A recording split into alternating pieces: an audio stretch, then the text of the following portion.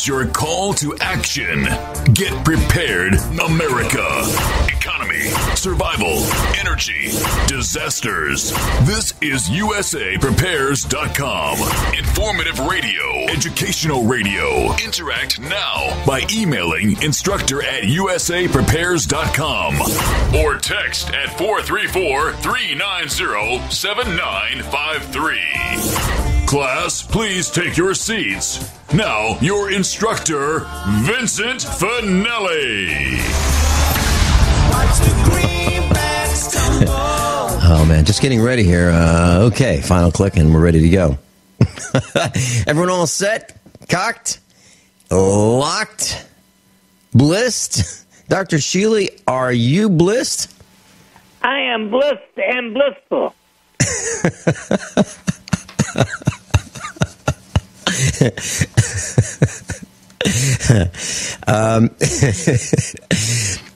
We're broadcasting live 3 times a day, 9 o'clock, 10 o'clock, and 3 o'clock. And right now we're broadcasting live from Genesis Communications Network. And there are ways that you can listen to us on AM and FM and the internet and smartphones and podcasts and satellite radio. 2 hours right here on Genesis Communications Network right now this morning. Dan's producing the worldwide broadcast. And Converging Threats, they're confronted daily by your instructors. I'm Vincent Finelli, and there's a link to all of your instructors on the website, usaprepares.com. Dr. Shealy, I was thinking about the economy. And well, and it's all ties to medicine, believe it or not. Joke of the day. Well, yeah, it all ties to medicine. I'll tell you where I'm going with this. I've been at many events, and everywhere I go, attendance is down, shopping is down, traffic on the roadways in Springfield, Missouri, down. And I've spoken with people who sell advertising for a living in the Springfield market, and they say that their customers are saying that their business is down. And my numbers that I've determined from the people who I've spoken to, actually all across the country, a minimum of down 25% from last November. That's absolutely staggering. So what has happened is people have disconnected their entertainment dishes, if you will, their television. They are stripping down to the bare minimum. Families are moving in with each other. Children are moving in with their parents. Parents are moving in with their children. People are even discontinuing their health insurance, not because they want to, and I'm using health insurance in quotes, because they have to. They're even discontinuing their homeowners insurance. Now, where I'm going with this is we need to stay healthy, because the last thing we want to do is end up in the hospital to get well or to try to get well. Can we take a few minutes today and talk about essential steps that we absolutely should consider to stay as healthy as possible going forward, because we're in trouble? That is a wonderful, wonderful thing to talk about, Vince, because, nothing is more important than health. Ultimately, whether you're dead or alive, health is the only thing that really matters. You're right. And first of all, of course, is somehow having a plan. And I think, it's one thing to say be positive, but you can't be positive when the country sucks. And let's face it, the country has been sucking deeper and deeper into debt, and we're not going to go there. But it's foolish and Pollyannish to say just think positive. So first of all, just do what you can and have a plan. And that's, of course, what USA Prepares is all about. Secondly, then, beyond that, I would say the next most important thing is eating. And it means eating real food. Real food. A minimum of 80% of every bit of food available in this country is junk. That is McDonald's and all of its sick clones. And, of course, in the grocery stores, somewhere between 60+% of food is still junk. It's all that packaged stuff that's artificial, this, that, and the other. And so it means eating real food. To me, that means if you have a plot of ground, if it's 20 by 20, you could raise a lot of food. I mean, I raise more than enough to feed 5+ people on a 50 by 50 garden. Mm-hmm. And so sue your government if they won't let you plow up your front yard and plant a garden. Secondly, exercise. Even though, time and all those things are important, a contributor to health that's equal to eating is physical activity. Only 10% of Americans 8 years ago were getting adequate physical exercise. I don't know if it's that good today. Adequate exercise means moving at a moderate pace, not fast. You don't have to jog. A minimum of 30 minutes a day. I prefer an hour or more a day. Third, it means getting adequate sleep. And that means a minimum of 7 hours. And if you aren't sleeping well, think about all the things that contribute to not sleeping well, like any kind of caffeinated beverage after 3 o'clock in the afternoon. Cut it out. Cut out sugar completely. Sugar's not a food. It's a junk. And those three things are at the top of the list. Now, in being prepared, every individual has to think for him or herself what it means. And you're perhaps a better judge of that than I am. I mean, I've been living on a farm since 1969. And the minute we moved to the farm, instead of just having a few tomato plants and a few other things, I've had a garden.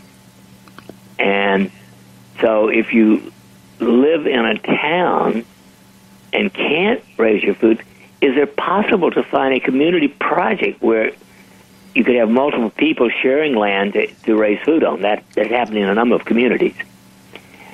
And so I think the fourth most important thing is preparing and raising as much of your own food as is possible. Now, of course, you have to have a water source, and we don't need to go into the fluoride too much at the moment, but of course, one of the other reasons that I like living on a farm is I have real water. Yeah.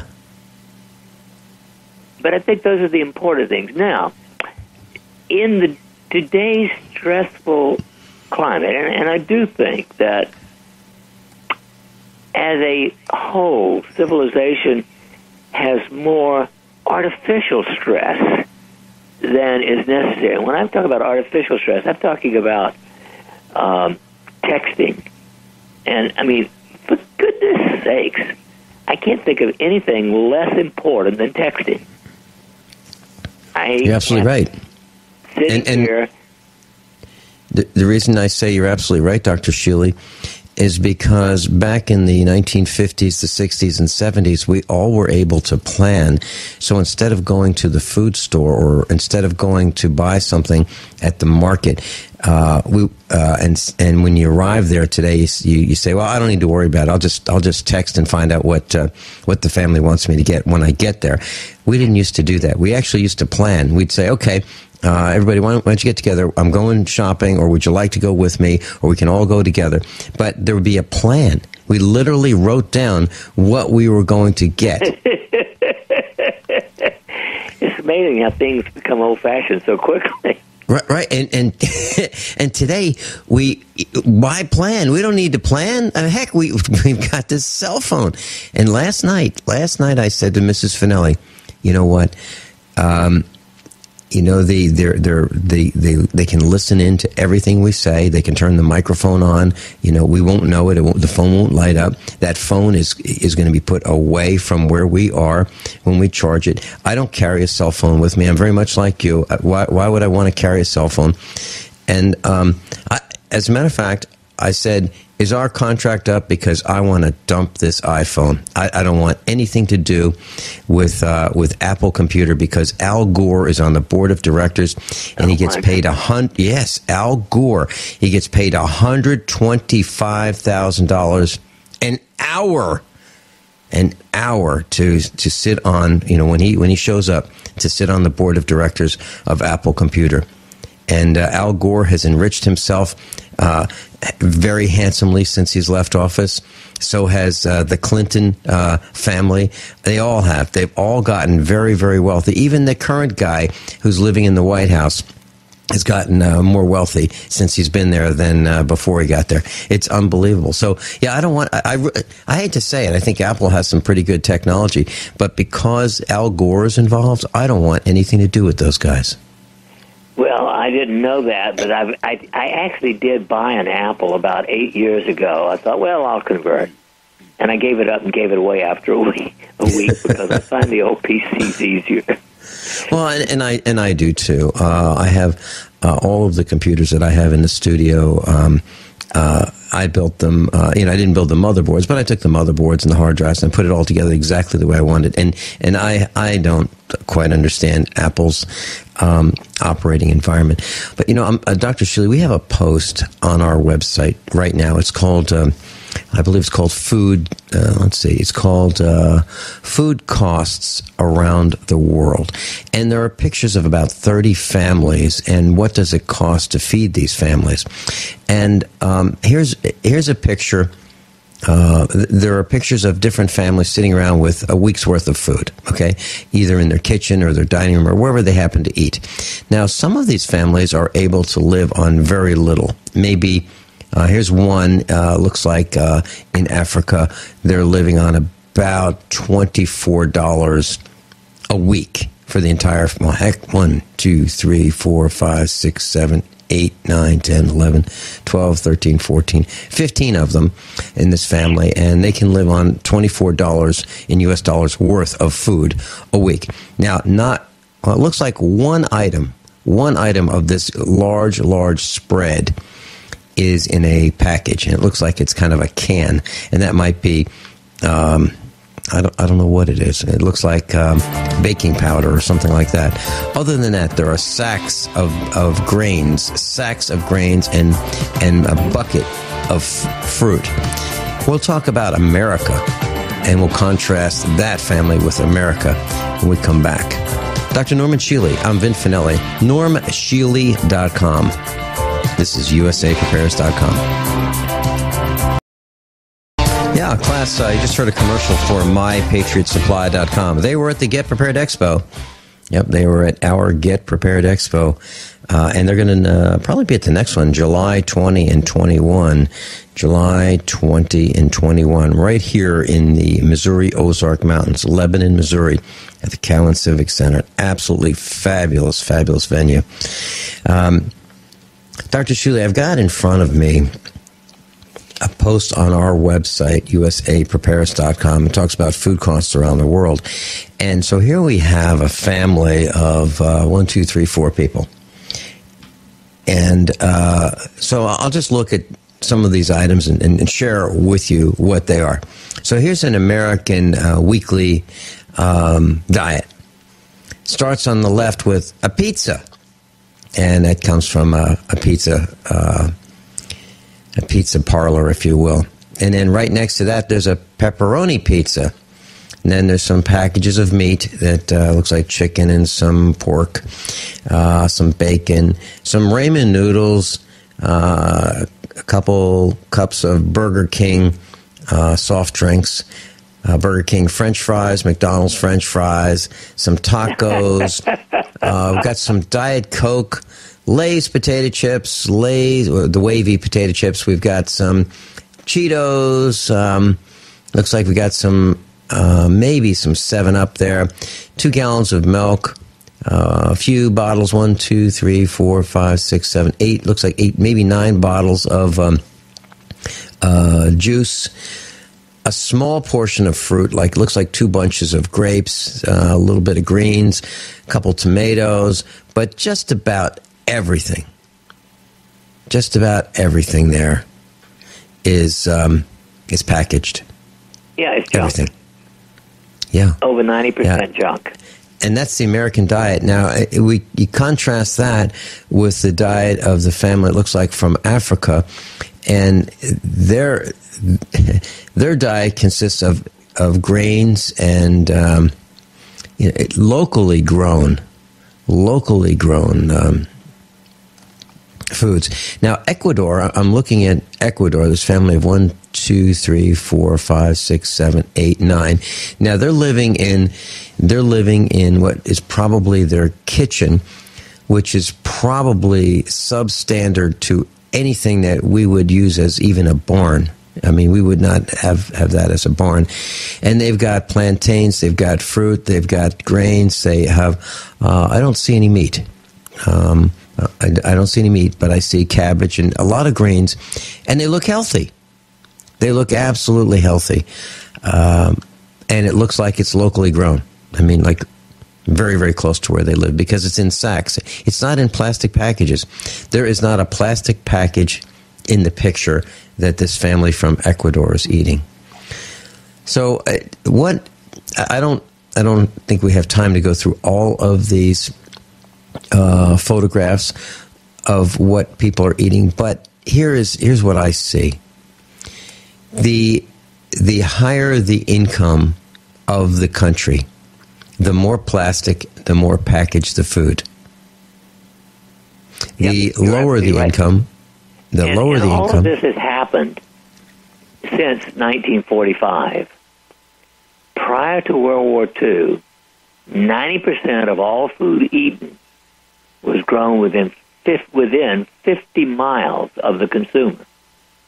Today, 99% of all food is grown all over the world and plasticized before it's put into plastic bags.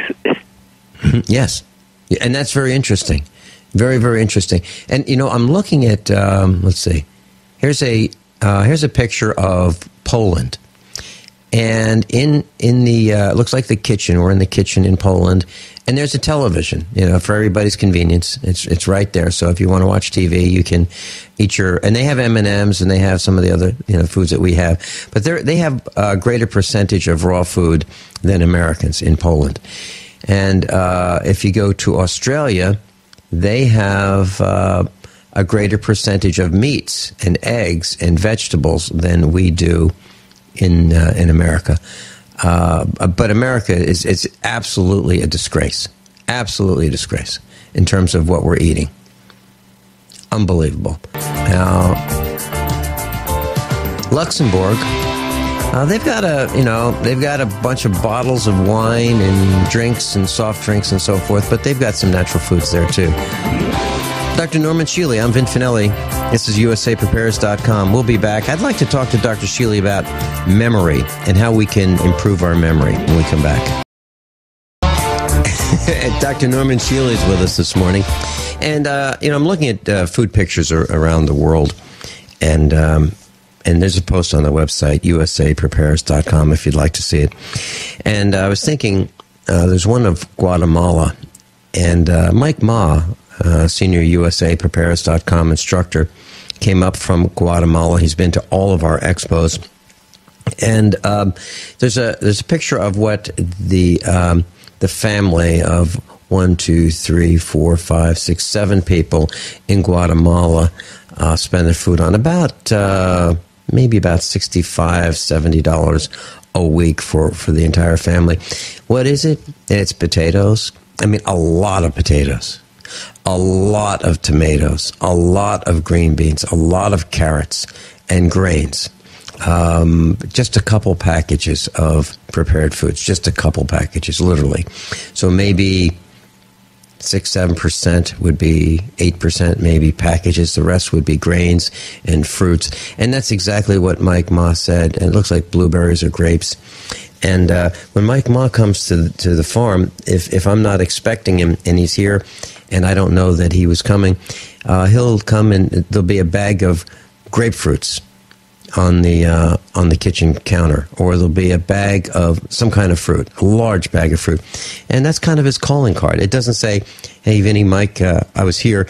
No It's just, that's the way he does things. And that's kind of the way he eats. He eats those kinds of things rather than, there's not going to be a bag of Lay's potato chips or a case of Diet Pepsi or Diet Coke. That would never occur to Mike to to drop that off. It just wouldn't occur to him. So what I'm saying is, what I've noticed is people who eat more raw foods, more vegetables, more fruits, more nuts, exactly as Dr. Shealy says, are healthier than those who do not.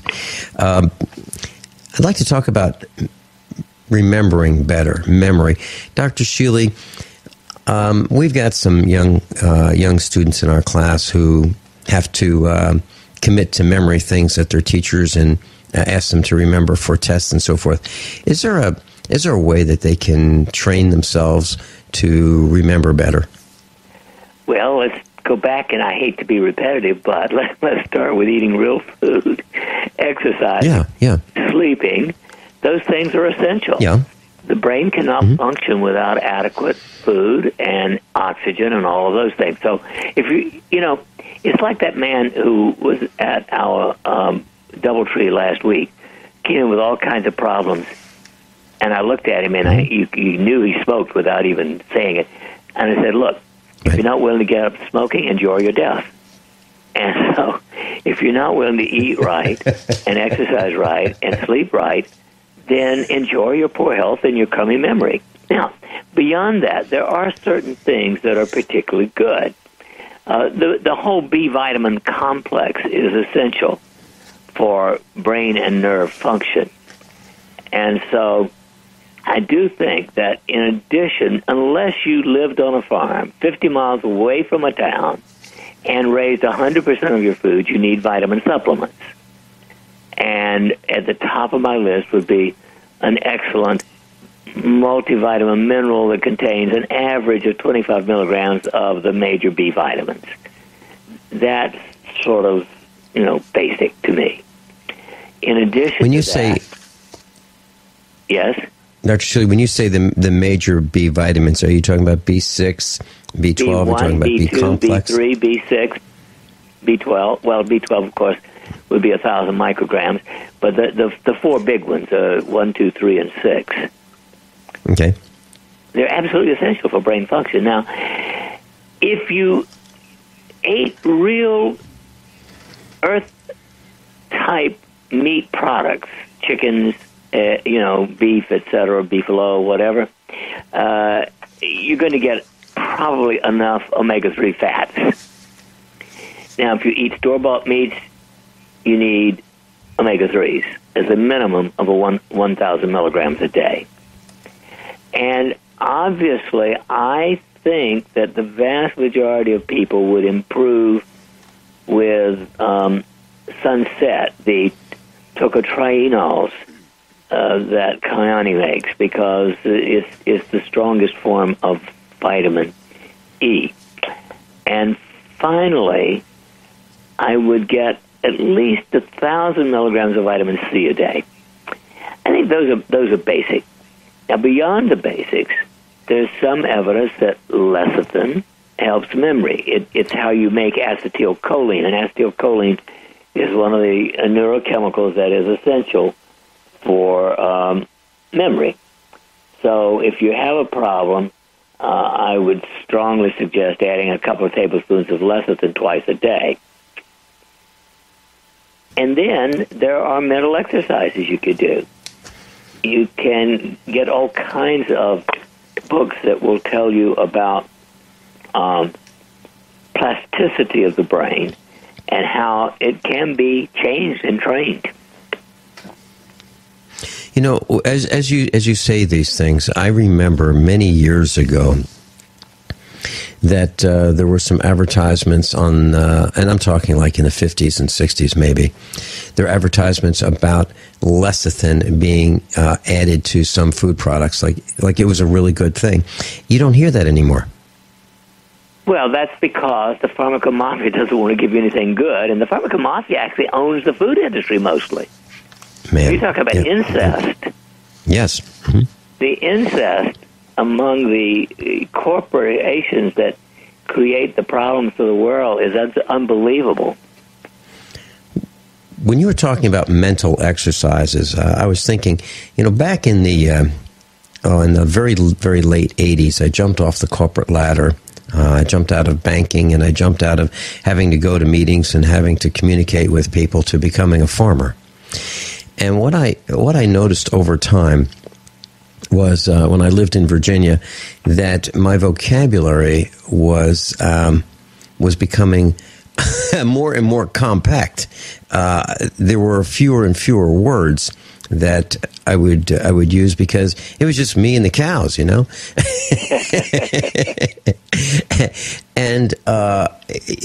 that brings to mind the use it or lose it concept. And I think I absolutely proved that I could reduce my vocabulary by not communicating with as many people and at the level that I used to communicate with. But since I've been back, communicating with people, my vocabulary is returning. So does that make sense to you, Dr. Shealy? There's a very strong thing, not only for your body, but also your mind. Use it or lose it. Okay. Yeah. And if I had to do calculus today, it would be really, really tough for me because I haven't had to use calculus since the 1970s, the early 1970s. So I'd have to retrain my mind to get back to that because it's just something that I learned it and never ever used it after completing those courses. Is there a secret for or a training mechanism or a technique for us to retain information longer? Or is it the same thing that you just mentioned? There's good evidence that if you actually read something just before you go to sleep, you don't have to put the book under your pillow. People talk about that, I'm not sure. But learning something within, the half hour before you go to sleep helps you remember it better. Mm-hmm. Yeah, and something that's happened to me, about a year ago, I would wake up in the middle of the night and I'd be thinking all night about things I'd want to say on the broadcast, and it'd be crystal clear in my mind. And if I didn't write them down, I would absolutely not remember what they were, the next morning before the broadcast. But now something has happened, and I don't know if it's that Kyani Nitro Extreme. I don't know if it's just training myself to try to remember, when I think of things. And now I'm absolutely fast asleep, and my mind is thinking about things, and I just say, I'll have to remember that for tomorrow. And I do. But before, a year ago, I couldn't remember them without writing them down. Well, and there is good evidence that Nitro Extreme assists memory. In fact, it assists function of every cell in the body. Before the broadcast this morning, Mrs. Finelli said to me, "Do you take your Nitro Extreme?" And I said, "I'm going to in just a minute." So yeah, and I did. And it, I think there is, as far as I can tell, I don't want to stop taking it. How about that? Because it seems to work for me. So is this something that? Well, here's a question that ties back to economics.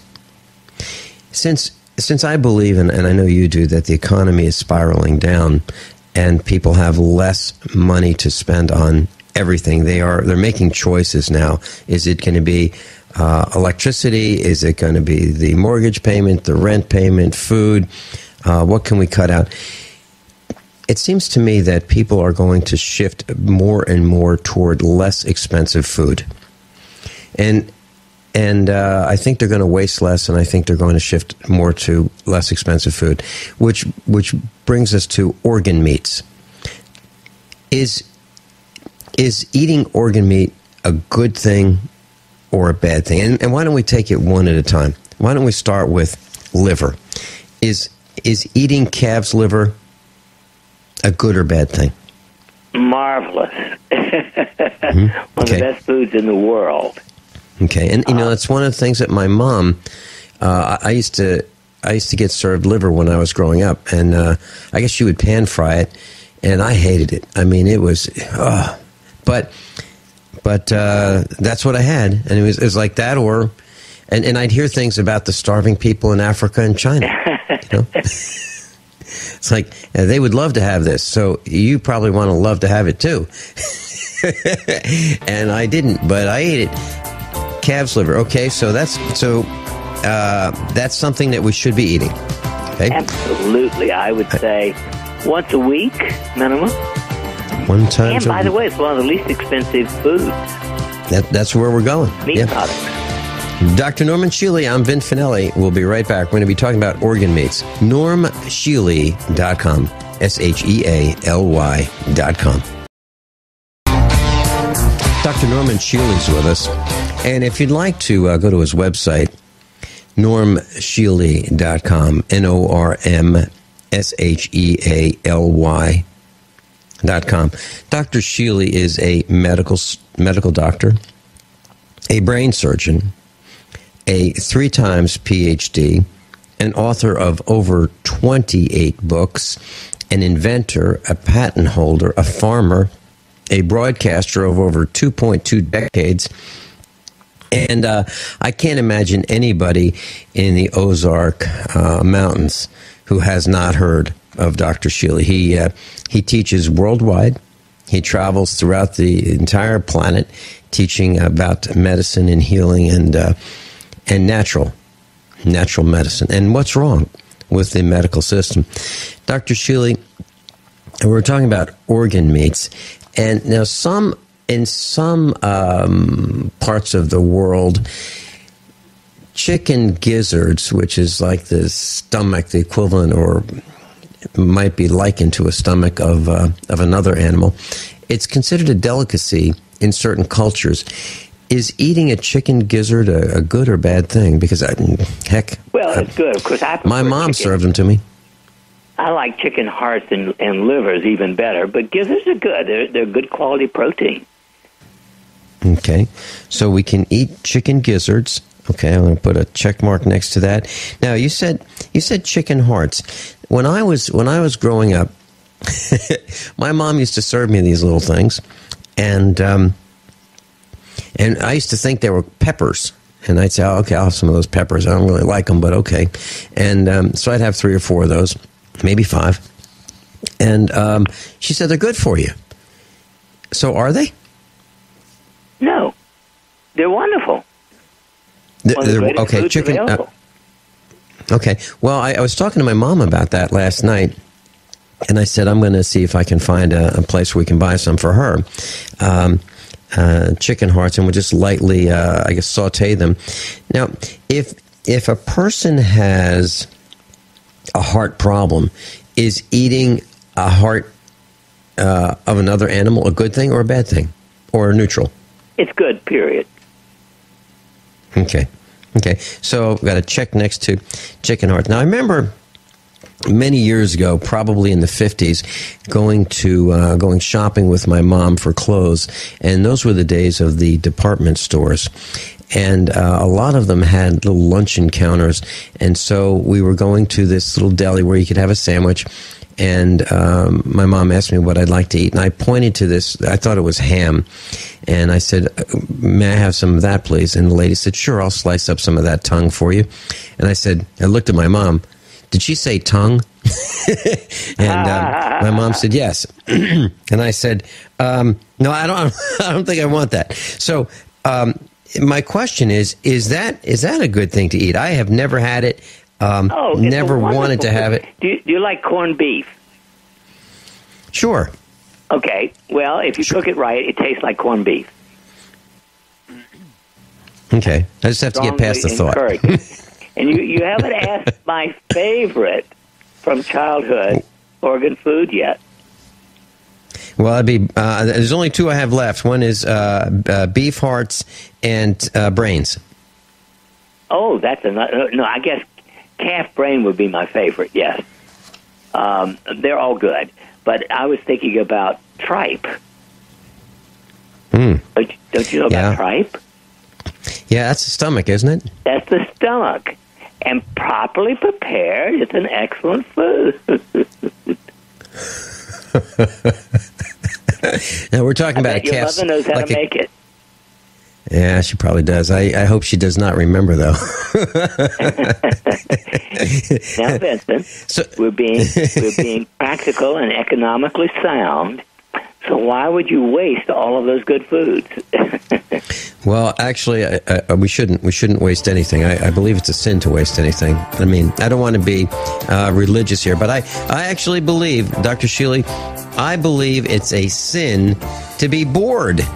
I believe it's a sin to be bored. It's a waste of time and what God gave us here on this planet to just say, you know what, I'm not doing anything and I need to be entertained. Dr. Norman Shealy, I'm Vin Finelli. This is USAPrepares.com.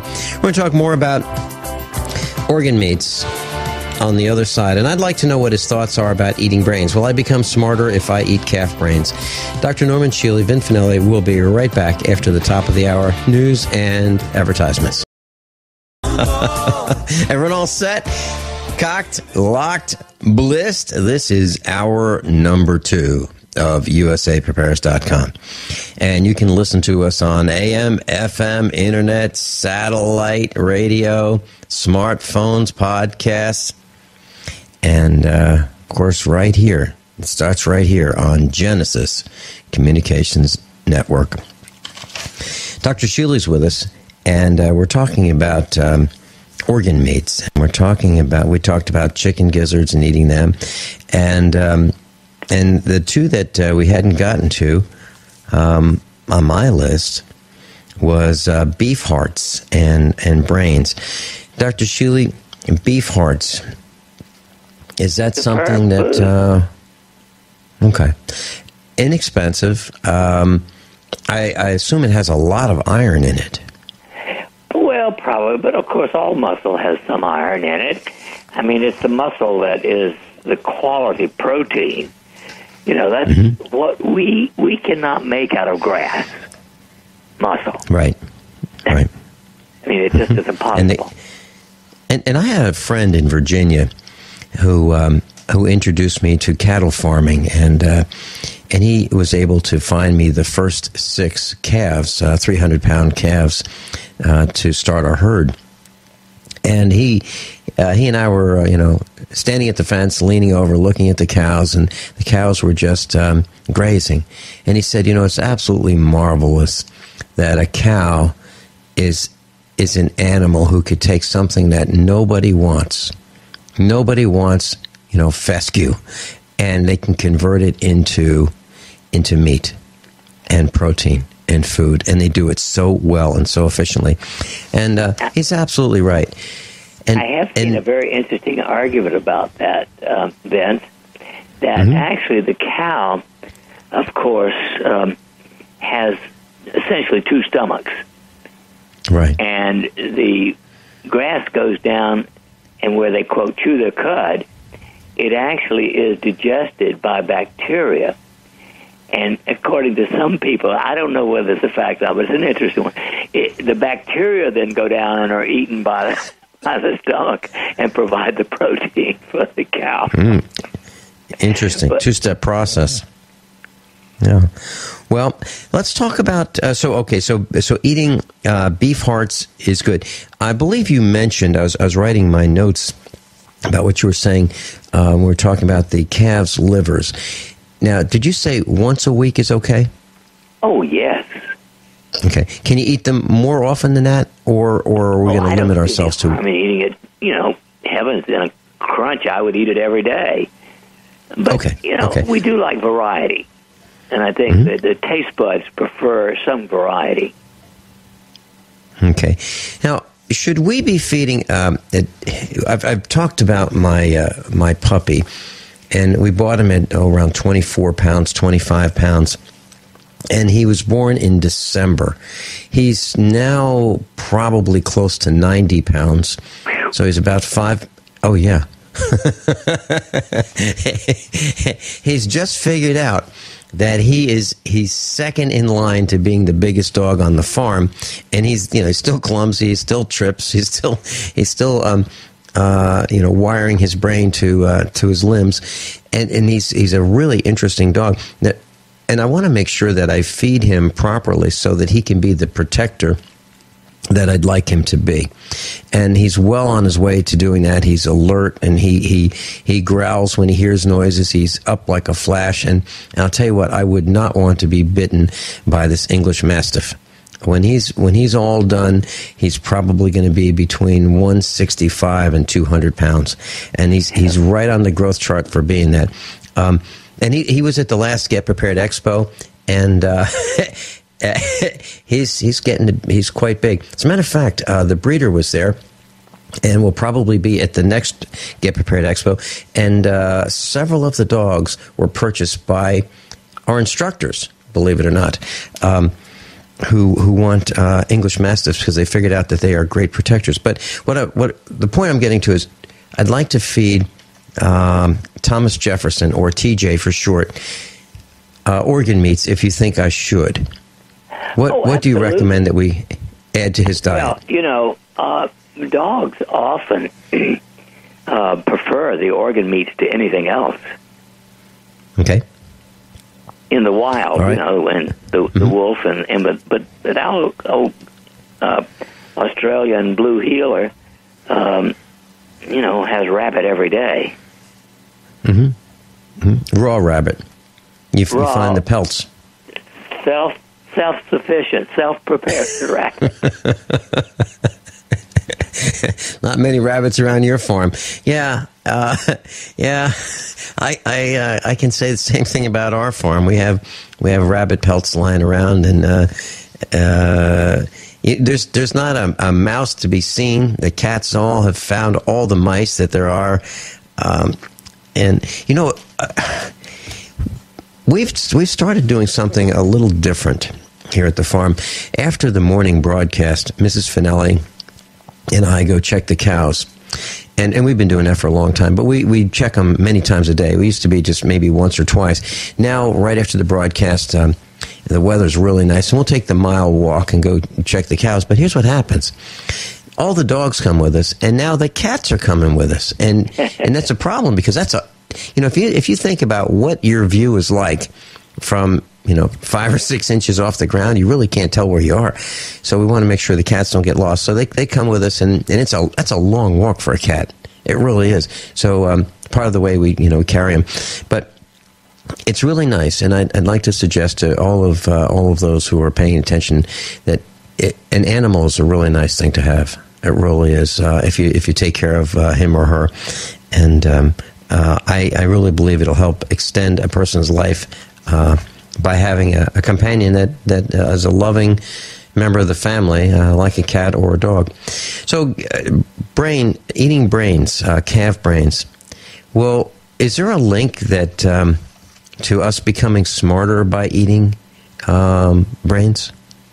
I don't think there's enough evidence anybody has done any kind of research that would prove it. But I have to say, brains and eggs were one of my most favorite foods as a child growing up. Can you describe what brains taste like? Well, I've never had them.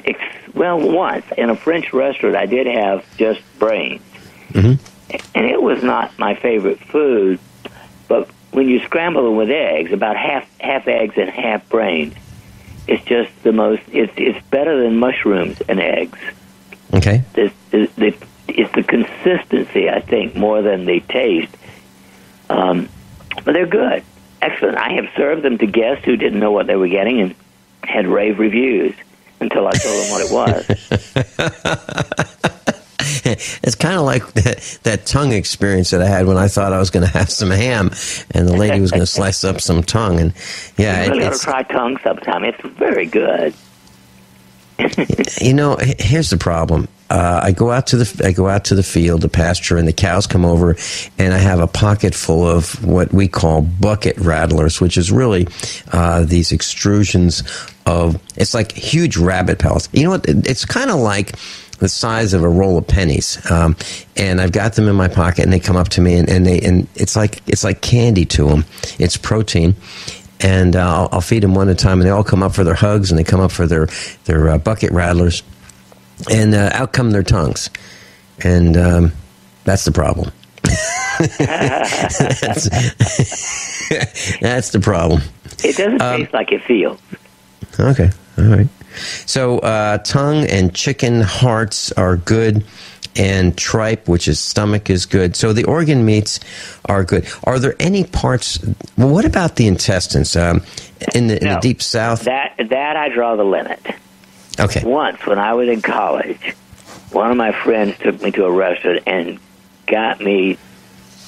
I almost threw up. Mm. The colon, no matter how you fix it, is colon. It is not for eating. Yeah. Now, the dogs will love it. Great. That's for the dogs. Yeah, and now that's some places sausage comes in what's called natural casing, and that's what we're talking about, isn't it? Well, now but that's small intestine, by the way. Okay. My grandfather butchered, pigs and cattle, and in the fall every year, and my grandmother made the most wonderful sausage I've ever tasted in my life, and it was packed in small intestine. That's okay. Okay, so it's the colon that we're just not going to eat. Now, are chitlins, is that the small intestine? That's colon. Yeah, that's the colon. Chitlins is off my menu and out of my house forever. Okay. Okay, that's okay with me, because I don't think I've ever had them, and I've never had the desire to have them. And I'll tell you, they really stink when they're being cooked. They really do. So, all right. That was actually a restaurant brought those to the table, and I almost threw up on the table. And I've never tasted it. Not going to. Mm. Yeah. Okay. By the way, you haven't mentioned one other organ. Okay. Blood. What's that? Blood? Okay. Well, let's talk about blood. The Germans are very fond of blood sausage. Yeah, and there's blood pudding too, right? Yeah, I've never had it, but I imagine it might be okay. It just,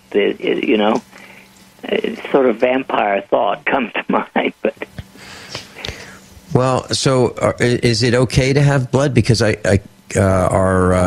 animals eat plenty of it. Of course, nothing wrong with it. Okay. Germans have survived on it for probably at least a few thousand years. All right. What about, since we're talking about blood, my grandparents were very concerned about blood being, transfusions. So when we come back, can we talk about transfusions? I don't know anybody who is a senior citizen who's received a transfusion that didn't appear to be better immediately after it and then die after that, very shortly after that. Dr. Norman Shealy, Vin Finelli, USAPrepares.com. Transfusions when we come back. Dr. Shealy's with us, and we've been talking about organ mates, and we just got an email from Mike Parsons, and his question is: does Dr. Shealy have an opinion on squirrel brain, rooster fries? Now, I don't know what. I think I do. I think I know what rooster fries are, and mountain oysters. I know what they are. Well, Dr. Shealy, do you have a... I have an opinion. I haven't eaten them. But many years ago, we had our first acupuncture seminar at our farm, and the physician that I had asked to come and do it, at the end of it, was taken to a very fancy restaurant where they had prepared mountain oysters for him. Mm-hmm. And he thought they were wonderful until he found out afterwards what they were. Yeah, there really is a lot to be said for knowing what what you're eating. And at the Get Prepared Expo, we had a gentleman with Marjorie Wildcraft this time, and he was literally frying up some big bugs. And he was saying, look, this is where protein's going to come from in the future.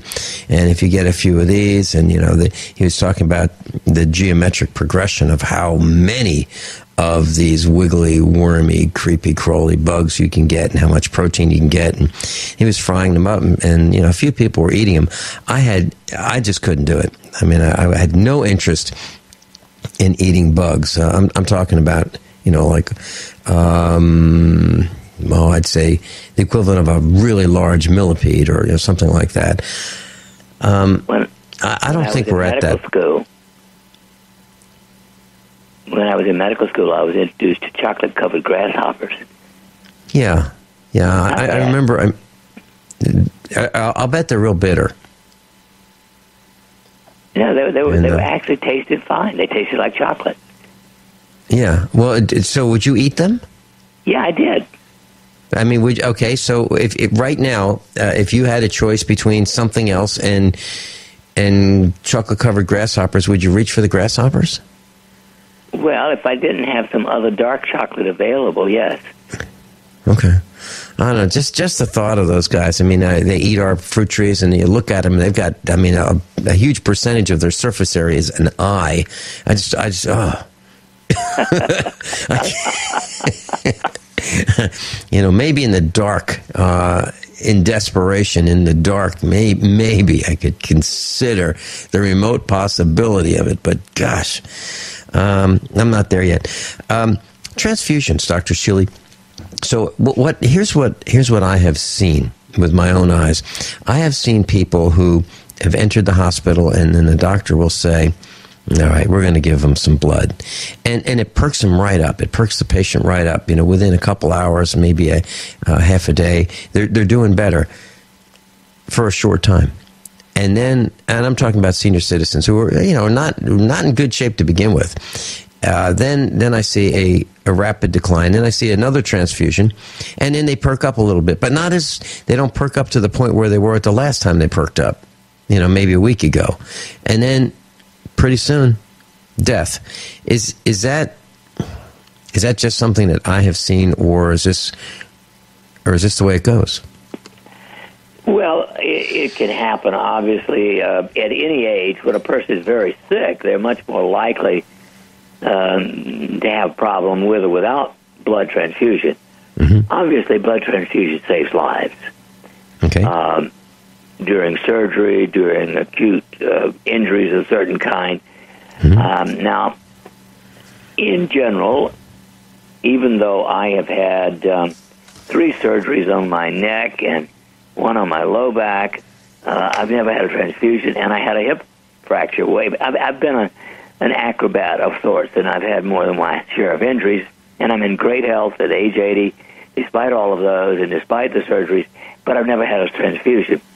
My hemoglobin got down to 8 after the hip fracture. That's pretty low. Mm-hmm. But I said, that's okay, I'll build it back in 6 weeks, and I did. Well, that's what I'm talking about. Hemoglobin down around 8, a recommendation from a doctor to get a transfusion. And do you think a transfusion is a risky procedure? When we come back, Dr. Norman Shealy, we'll talk a little bit more about transfusions, then prostate cancer, guys, and then can you be fat and healthy? Governor Christie says yes. We'll be right back. Dr. Norman Shealy's with us, and if you'd like to get a free copy of his newsletter and get on his subscription list, no one's going to get his email list. He will not share that. But if you'd like to get through email his newsletters, just go to normshealy.com, N-O-R-M, Shealy, SHEALY.com. Dr. Norman Shealy is a medical doctor, surgeon, brain surgeon, PhD 3 times, author, Doctor of the Year. I saw the award in the hallway where no one would go to look on his farm. No kidding. Dr. Norman Shealy is a Doctor of the Year, Surgeon of the Year. He broadcasts 4 4 hours a week, 3 with me, 1 on his own show. And if you'd like to get his free newsletter, just go to normshealy.com, NORMSHEALY.com. Dr. Shealy, we've got Mike on the line, and he'd like to talk about medicine with you. Go ahead, Mike. Thanks for taking my call. Hi, Dr. Shealy. My question is this. Have either one of you ever heard of Plyban cheesecloth? What kind of cheesecloth? It's called Plyban. And what I found with it is I was going through putting a medical kit together, and I only had a couple pieces left of a non-adherent dressing by Johnson & Johnson. It looks like a clear plastic mesh. And I just happened to remember the cheesecloth, and I pulled it out, and I looked at it, and it's when you're making cheese, the sheets are really huge. They're a couple feet by a couple feet. And I thought, you know what, as long as you sterilize this, you can cut this into the size for burn dressings. And I just wanted your thoughts on that. Well, no question about it. Any kind of cloth can be sterilized and used. And I know cheesecloth, of course, for making cottage cheese and yogurt. But I have never seen it sold for wounds, but certainly, yeah. The pores are so tiny, and that's what I like. That's with right. Regular gauze. Regular gauze, if the blood goes in through and use, and it'll coagulate, and then you end up tearing the whole darn thing off again because it meshed with it. But with this, it can't, and that's what I found really interesting with it. Some other things I was wanting to ask you is, because I like to try to improvise as much as I can to try to have a thought process when none of this stuff is available, which could be shortly, that, well, what can you use in place of it that will work and is safe? And one thing I came up with for my idea, anyways, for improvised burn gel was pure aloe vera gel and colloidal silver. True, no question about it. That would be quite safe and usable. I've got an aloe plant that I've had since 1966, and it's still going strong. I heard and also so Dr. mullein works for burns as well if you boil it to get that gel to come out of the leaves. That mullein supposedly has a natural healing ability for burns and also to cool it. And I was wondering your thoughts on that as well. Well, that is true. Herbalists say that. I don't have any personal experience with it. I can tell you that the best thing that I have tried, much better even than aloe, which I've believed in for decades, is emu oil. I would, in emergency kits, I would have some emu oil. A couple of years ago, I was doing something in the oven and got 2 separate burns a couple of inches apart on my forearm. One of them, I put emu oil on, and the other one I just decided to see what would happen. The one I put the emu oil was healed within an hour, and the one without took a week to heal. Emu oil is undoubtedly right on a burn the bestest of anything I've ever found. Where do you purchase that? Well, you can get it on the internet. It's on my website. Here in Springfield area, we have 2 emu farms that produce it. I was going to ask you, does this come from the fat of the bird? Yeah, we don't want to go there. No, I was just curious. I know emu's a bird. It's a pretty large one. It's bless the emu. They do produce the most wonderful, and it's loaded with omega-3s. Oh, wow. Yeah, Backcountry and Rainbows Inn are emu oil products that are sold right here in Springfield. Now, do I go to your .com to get your number to call you to order? Yeah, normshealy.com. If you want to call, it's 888-242-6105. 6105? Yep. Okay. I think this sounds like something to put in my 8-bag in there. Cause I think all prepared kits should have emu oil, a couple of little bottles of emu oil in them. That sounds like a winner then. Well, I really appreciate, everything, what I was trying to explain to you in that is, as far as I call it, ditch medicine in a sense is, because when you can't go to the Walmart or wherever to get bandages, this, that, or the other, different things, what else will work? And it's just, I put by with going to the vet and stuff because I found they're very cheap compared to the store to buy bandages. I mean, you could buy a whole huge pack of roll gauze. There's like a dozen in there. I think I paid $2.50. That's not bad. You mean from the veterinarian supply or from the veterinarian? Oh, there are a lot of vet supplies things that are better than human. Mm-hmm. I yet to find. I'm still trying to get some like the 2.0 Vicryl in that, the 4.0, and to get some suturing in that because it's like what I have now I got to throw out because it's so old. And it's all sealed and all this and that, but because of the age of it, my understanding is once suture gets a certain age or something, it loses its tensile strength or something. Is that right or wrong? Yeah, well, yes, I think that's true. And this stuff is pretty long in it too. So I figure, it's just get it now and then, and then it'll be good for whatever. I poke myself. If you vacuum pack, do you have a vacuum packer? Oh yeah. Oh well. That's what I do. I take the to conserve space. I take a freezer Ziploc. I turn it inside out. I put my gauze in there. Then I put it in the vacuum sealer, and then I vacuum seal it. So the reason I turn it inside out is so it doesn't close that seal thing when you vacuum seal it. When you do need it, you got your gloves on. You take out your material, whatever your gauze is or whatever. You turn it back right side out, and then you put it back in there for whatever else you're not using, and you still have it, and it's still safe from the air, water, and things like that. I've been doing that with camping stuff for some time.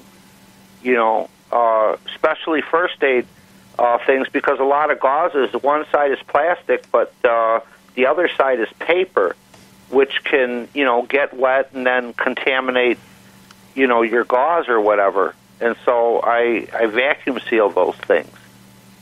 And then that keeps it safe until you actually do need it. Mike, I've got a question for you and Dr. Shealy. Have you experimented with honey for burn treatment? Raw honey. Bit. We used to raise bees, but because the farmers sprayed next door, we don't have bees no more in that. But I have been able to raise a bit of honey and put by, and so it is. As far as I know, they get everything from our fruit trees and garden and everything. So it's kind of natural honey, and use that.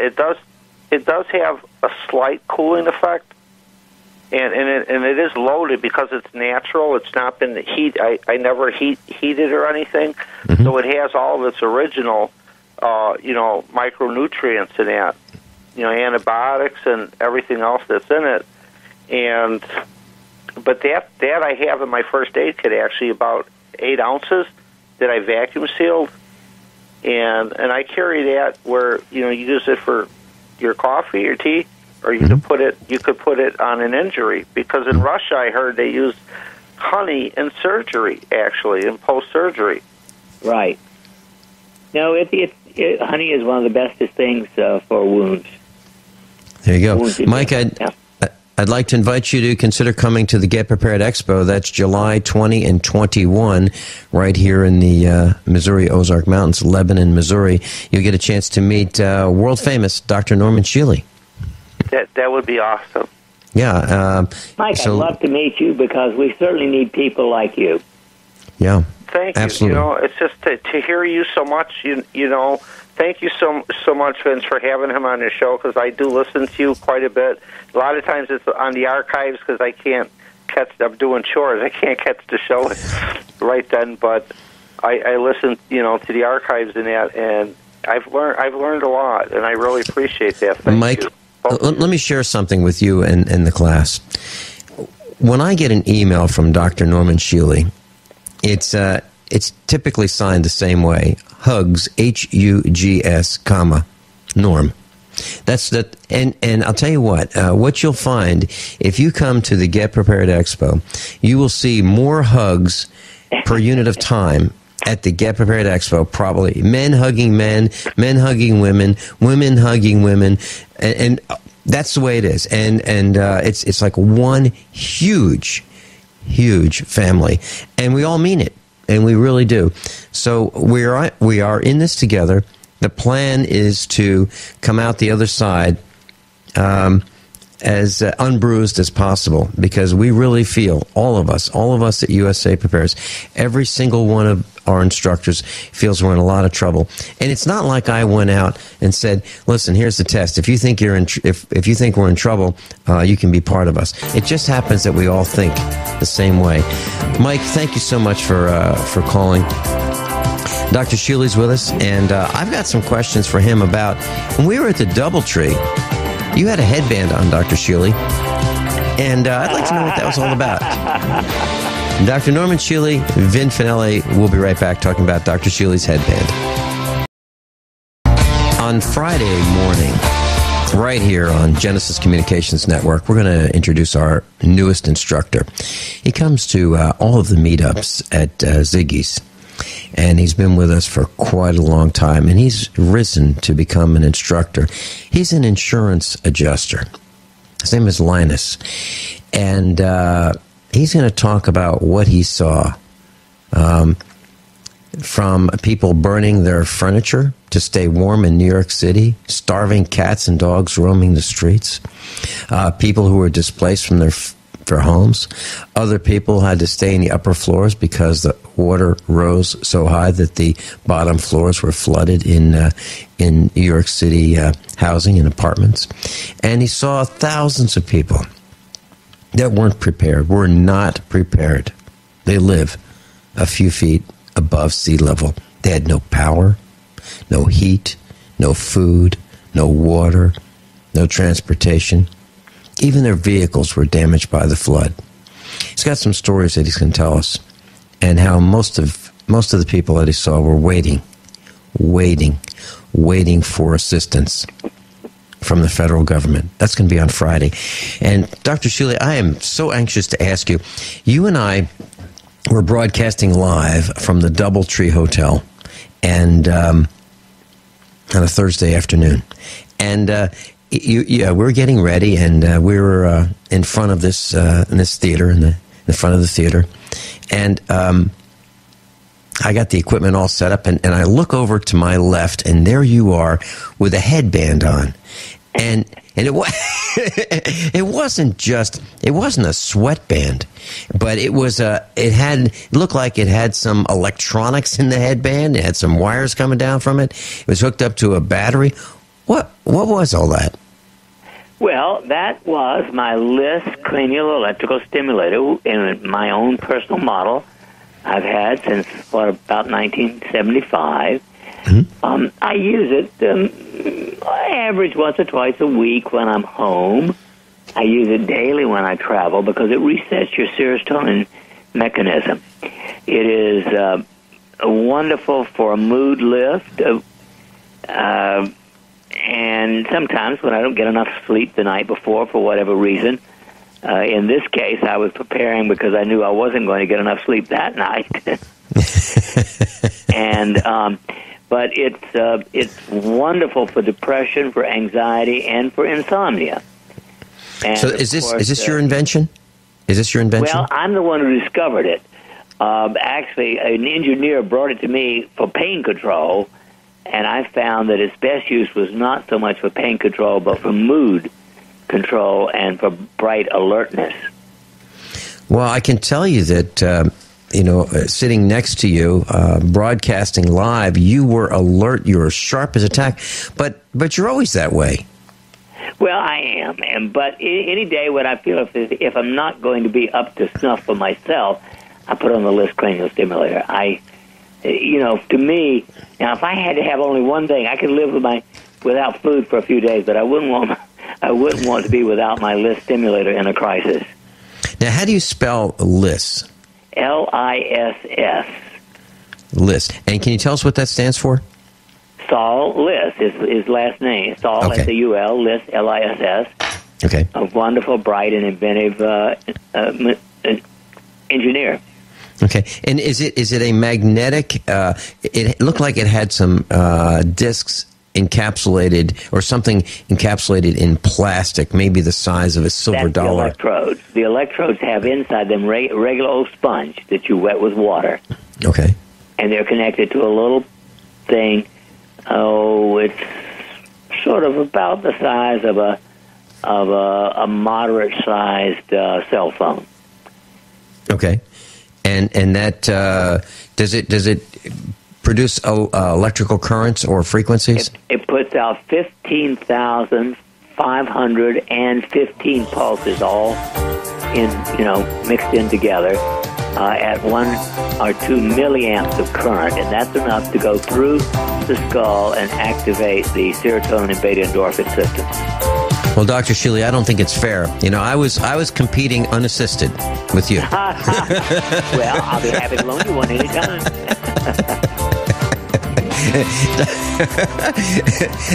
Dr. Norman Shealy, normshealy.com, normshealy.com if you'd like his free newsletter. It's great. I just got one just a couple minutes ago. Class, above all, honesty and integrity. What happens next is up to you.